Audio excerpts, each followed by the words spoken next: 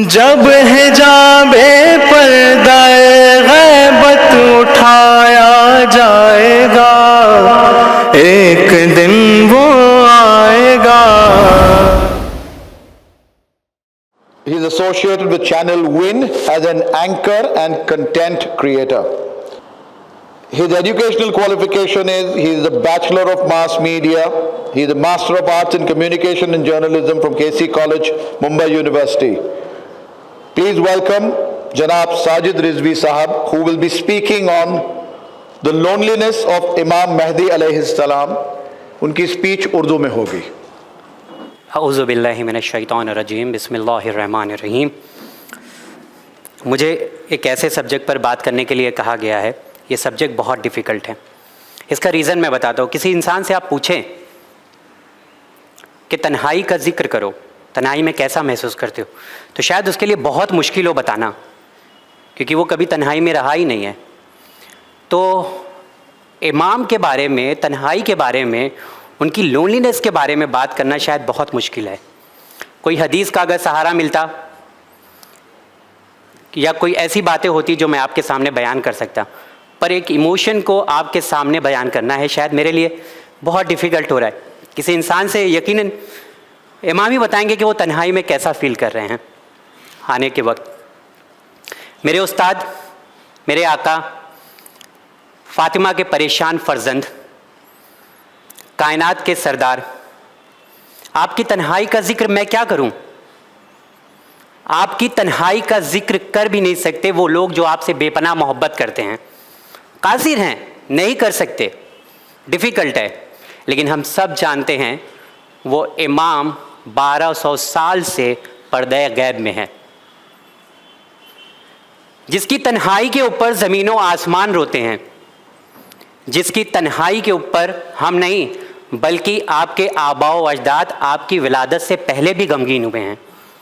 बहुत सारी ऐसी पेशन गोई हैं, बहुत सारी ऐसी हदीसें हैं जिसमें मिलता है कि इमाम की तन्हाई के ऊपर अइम्मा अलैहिस्सलाम ने क्या इरशाद फरमाया है। बहुत सोचने पर मैं बहुत मजबूर हुआ और मैं बहुत कमज़ोर पड़ गया कि हकीकत में इमाम की तन्हाई, मुझे अगर कोई एपिसोड बनाना होता है तो हार्डली 1 या 2 दिन या 1 या 2 घंटा लगता है सवाल बनाने के लिए। लेकिन जब से ये सब्जेक्ट मिला था 1 महीना हो गया, बिलीव मी, मैं सोच रहा था कि मैं क्या बोलूं। बहुत कोशिश किया लेकिन शायद बोलना मेरे लिए पॉसिबल नहीं होगा, लेकिन मैं ट्राई करूंगा कि आप सबको इमाम से कनेक्ट कर सकूं। बहुत सोचने के बाद एक चीज़ जो समझ में आई है, वो मुजस्सम मुंतज़िर और मैं अधूरा, वो मुजस्सम मुंतज़र और मैं अधूरा मुंतज़िर, वो मुजस्सम मुंतज़र और मैं अधूरा मुंतज़िर, अल अजल कहते हुए मैं यूं भी शर्मिंदा हुआ। मैं आपकी तन्हाई का सबब किससे पूछूं? उन लोगों से पूछूं जो नस्लें गुजर गई हैं कि इमाम आज तन्हाई में क्यों हैं, या उन लोगों से पूछूं जो हाल में इस वक्त आपके आने की दुआ कर रहे हैं, या मैं उन लोगों से पूछूं जो आपके नौकरी के तलबगार हैं, या मैं उन लोगों से पूछूं जो आपकी गुलामी करने के लिए तैयार हैं? मैं आपकी तन्हाई का सबब किससे पूछूं? क्या मैं उन लोगों से पूछूं जो आपकी तलवार को, चमकती हुई तलवार को ऐसे बताते हैं कि आपके दोस्त भी गमसदा हो जाएं? या मैं उन लोगों से पूछूं कि मेहरबान आका के बारे में ऐसी ताबीर करते हैं कि उसे सिर्फ और सिर्फ खून बहाने वाला हाथ समझते हैं? क्या मैं उन लोगों से पूछूं जो लोग ये कहते हैं अपनी दुआओं में कि हम तैयार हैं? किससे पूछूं मैं तन्हाई के बारे में? कोई है मुझे कायनात में बताने वाला कि इमाम की तन्हाई क्यों है? अभी तक शायद कोई नहीं है। ऐसा मुश्किल है बोलना, लेकिन फिर भी मैं सवाल ये अपने आप से करना चाहूँगा कि आपकी तन्हाई क्यों है। जब मैंने अपने आप से सवाल किया, ढूंढने की कोशिश किया, तो मुझे एक शेर बहुत अच्छा लगा। अल अजल जो कहते हो आ गए तो क्या होगा? अल अजल जो कहते हो आ गए तो क्या होगा? क्या है अपनी तैयारी, पेश हम करेंगे क्या? हमने अपने घरों को पीओपी, प्लास्टर ऑफ पेरिस से बहुत ज़्यादा खूबसूरत बना लिया है। लेकिन क्या यकीनन दिल पर हाथ रख के आप तमाम लोग बताइए, मैं भी उसमें शामिल हूँ, क्या प्लास्टर ऑफ दीन से हमने अपने दिल को बना रखा है? क्या वो दीन हमारे अंदर पाया जाता है जिस दीन की हम तलाश कर रहे हैं? हमने ये भी सुना है, इमाम जाफर सादिक अलैहिस्सलाम इरशाद फरमाते हैं, अल्लाहुम्मा सल्ली अला मोहम्मद व आले मोहम्मद, कि अपने वक्त के इमाम की मारिफत हासिल करो। इमाम सादिक अलैहिस्सलाम इरशाद फरमाने कि अपने वक्त के इमाम की मारिफत हासिल करो।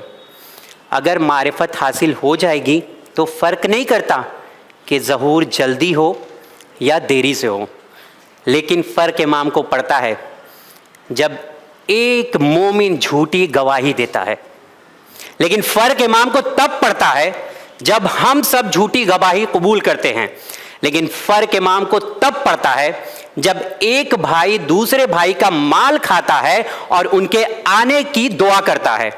लेकिन फ़र्क इमाम को तन्हाई में तब पड़ता है जब एक मोमिन दूसरी मोमिना की भरे बाजार में इज्जत उछालता है और फिर मुसल्ले पे आकर इमाम के आने का इंतज़ार करने की दुआ मांगता है, ज़हूर में शामिल होने की दुआ मांगता है।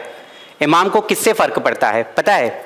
जब एक मोमिन यतीम बच्चे का माल खाता है, इमाम को तब फ़र्क पड़ता है कि जब उनका चाहने वाला, उनका मोमिन जो दिन रात उनकी गुलामी का शरफ हासिल करना चाहता है, आज भी जाहिलियत के कुएं में फंसा हुआ है।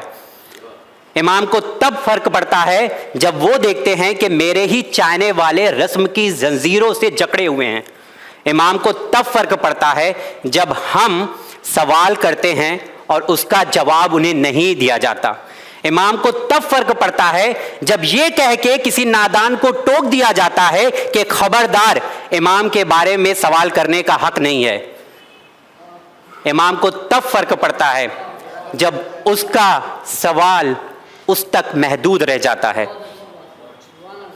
इमाम को तब फ़र्क पड़ता है जब ये देखते हैं कि एक मोमिन दूसरे मोमिन की मिंबर पर आकर बुराई करता है।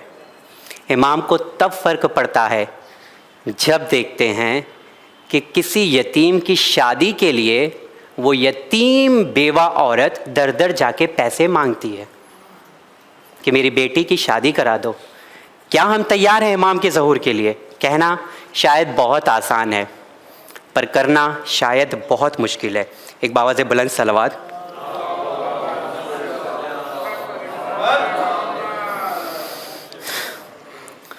खुदाया बस इतना बतला दे ये पर्दा जो अब तक है, खुदाया बस इतना बतला दे ये पर्दा जो अब तक है, रहेगा मुंतज़िर और मुंतज़र के दरमियाँ कब तक? रहेगा मुंतज़िर और मुंतज़र के दरमियाँ कब तक?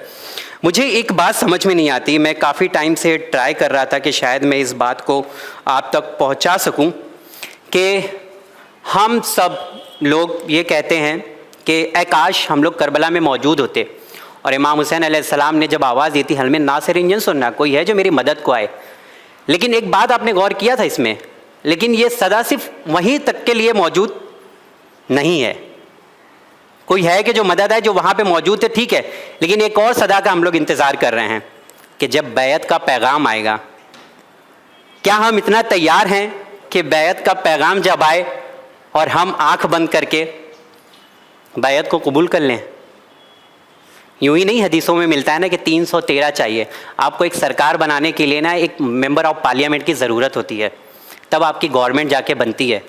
अगर आपके पास नहीं होगी, ठीक उसी तरह से इमाम को मेंबर ऑफ पायस पीपल की ज़रूरत है। अगर आप मेंबर ऑफ पायस पीपल नहीं होंगे तो उनकी गवर्नमेंट में कौन एग्जीक्यूटिव मेंबर बनेगा? कौन उनका साथ देगा? कौन क्या करेगा? कौन क्या नहीं करेगा? आज भी हमारा समाज इन चीज़ों में जकड़ा हुआ है कि ख़वातीन इमाम ज़माना के लश्कर में या उनकी गवर्नमेंट में शामिल होंगी कि या नहीं होंगी।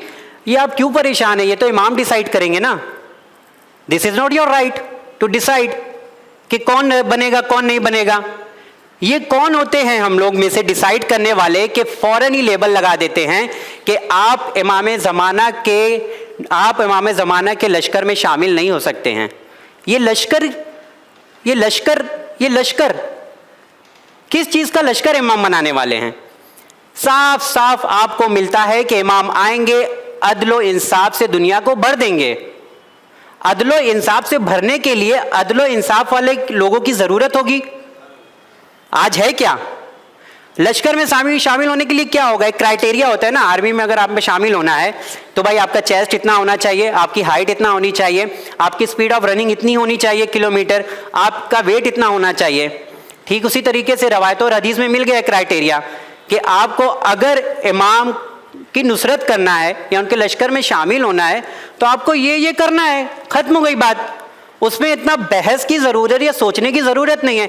अब आप अपने आप से शुरू करें, आप अपने आप को परखें कि क्या आप इमाम असर के लिए उस तरह से काम कर पा रहे हैं या नहीं कर पा रहे हैं।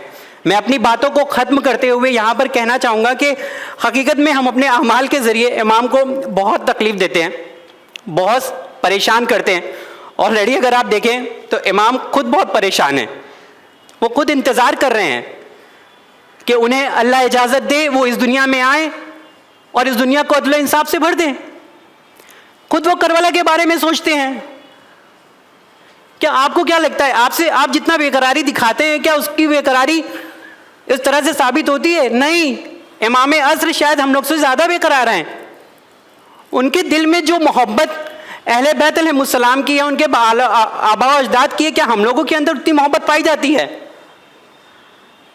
नहीं पाई जाती। जितनी बेकरारी हम खाली अपनी ज़बान में दिखाते हैं उसकी 0.1% भी बेकरारी अमल में नहीं दिखाई देती। क्या हम करबला के बारे में नहीं सोच रहे होंगे? हम लोग को मिलता है कि वो आने वाले हैं, खून इमाम हुसैन का इंतकाम लेने वाले हैं। कहीं ऐसा तो नहीं कि हम अपने आप को धोखा दे रहे हैं? कहीं ऐसा तो नहीं हम खुली हुई आंखों से सो रहे हैं? बंद आंखों से नहीं, खुली हुई आंखों से सो रहे हैं। इसका मुराद ये है कि हम सब कुछ अपनी आंखों से देख रहे हैं, लेकिन इन सब के बावजूद भी हम सो रहे हैं। हमें कोई जगाने नहीं आएगा। कोई जगाने वाला है? नहीं है। हमें जागना होगा तो हमें खुद से जागना होगा। हमें जानना होगा तो खुद से पहचानना होगा।